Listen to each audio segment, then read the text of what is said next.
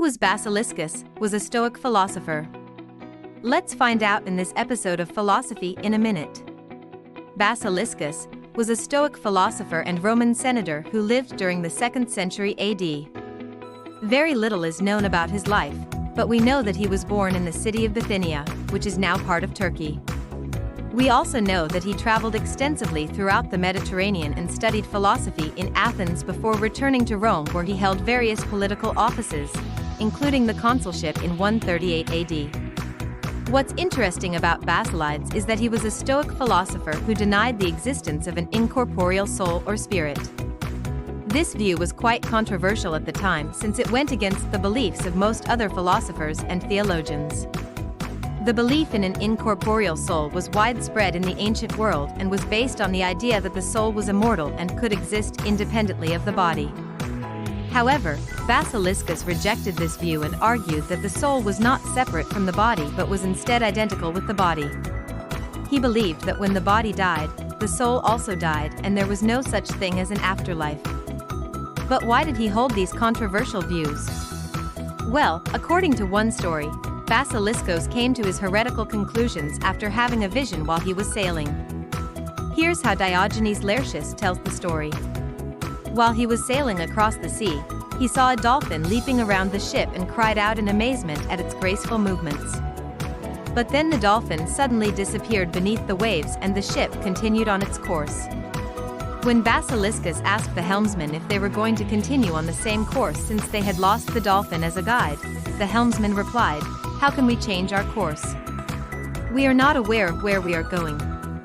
And so Basiliscus reflected on what the helmsman said and realized that he too was merely following the course of nature just like the dolphin and couldn't escape his fate any more than the dolphin could escape the waves. In other words, Basiliscus came to believe that human beings are simply physical creatures who are subject to the laws of nature and that there is no such thing as an immortal soul, because if there were it would have to be something immaterial, something that cannot be perceived by the senses, and thus something that doesn't exist. So basically, Basiliscus's views on the soul developed out of his naturalistic worldview. He didn't accept the traditional belief in an incorporeal soul because it seemed to him that such a soul could not be known through human reason or experience. So how did other people react to these ideas? Well, not surprisingly, they weren't exactly thrilled. You see, challenging conventional beliefs about the soul was kind of like challenging people's religious beliefs today. It was a very touchy subject. In fact, there was a popular satirical poem that was circulating about Basiliscus and his views, which begins with the mocking refrain, "What sort of a man do you take me to be? A man without a soul." And the poem goes on to describe how Basiliscus was so wrong about everything and how his arguments were so stupid. Obviously, this poem isn't a reliable source for understanding Basiliscus's philosophy, and it's probably best to read it as an example of how much his ideas offended people.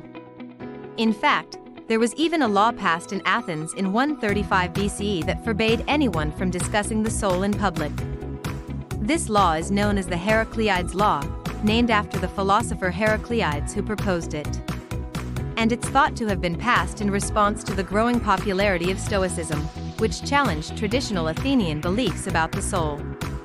The Heracleides Law is a good example of how controversial Stoicism could be at times. After all, Stoicism was a philosophy that emphasized virtue and living in accordance with nature. And yet it was seen as such a threat to the status quo that authorities felt the need to silence it. Now, despite the opposition he faced, Basilides continued to teach his controversial ideas, and he had a significant impact on later Stoics like Marcus Aurelius. In fact, Marcus Aurelius's Meditations shows the influence of Basiliscus's ideas in several places.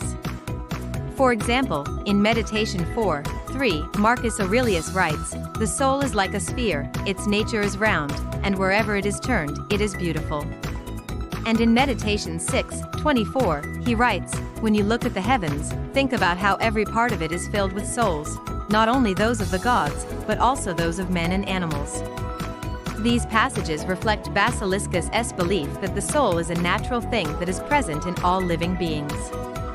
They are not immaterial and don't exist outside of the body. Instead, the soul is part of the body and is connected to the cosmos as a whole. But let's go even further. Let us try to imagine ourselves back in the ancient world and put ourselves in someone else's shoes who is hearing Basiliscus speak for the first time. What might that experience have been like? Well, if we're willing to suspend our disbelief, we could imagine walking into a bustling marketplace in Athens and overhearing a charismatic speaker addressing a crowd of people. His name is Basiliscus, and he's talking about the nature of the soul. According to Basiliscus, the soul is not some kind of immaterial substance that exists independently of the body. Instead, it is nothing more than the body itself. Now this may sound shocking to us today, but remember that this is ancient Greece, where people believed that the soul could exist separately from the body and even travel to the afterlife. Basiliscus, however, was challenging these long-held beliefs and arguing that the soul is nothing more than the body. He uses a number of examples and analogies to make his case, such as the way a river is always changing but always the same. Just as the river is constantly flowing and changing, so too is the soul always changing but always the same. The body, according to Basiliscus, is like a river, constantly changing and flowing, but it is also always the same. The cells in our body are constantly dying and being replaced, but we still remain the same person. Therefore, the soul, which is nothing more than the body, must also be nothing more than this constant flow of matter. Basiliscus argues that this view of the soul makes the most sense and is the only one that is consistent with our experiences. There is no evidence for an immaterial soul, and the belief in an afterlife is nothing more than a myth.